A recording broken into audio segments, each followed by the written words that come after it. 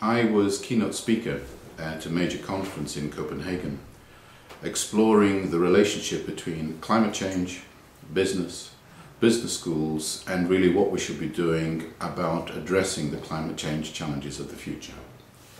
Many of the presentations at the conference were extremely positive about education and business school curricula and how they can make a difference to improving businesses' performance in the arena of climate change.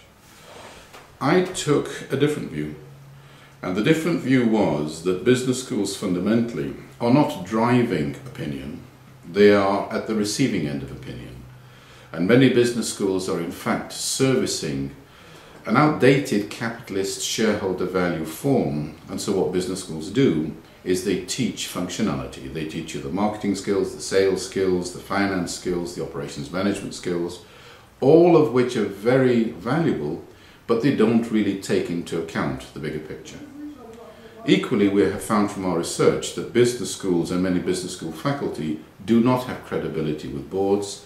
They do not have credibility with CEOs or finance directors or directors in general.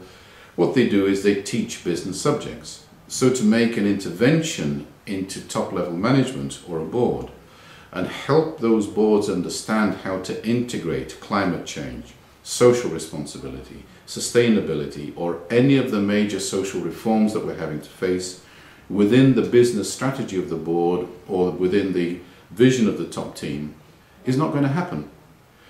So I suspect that we will be seeing more climate change in the business school curriculum. But that's where it'll end.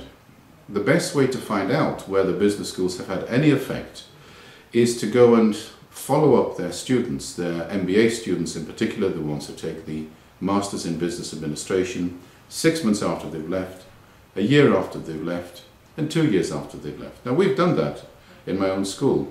And what do we find? The number one issue that most business school candidates, when they become managers, remember, are the idiosyncrasies of any particular faculty member. So if somebody had funny hair, or spoke in a funny voice, or dressed in a funny way, that is the number one memory.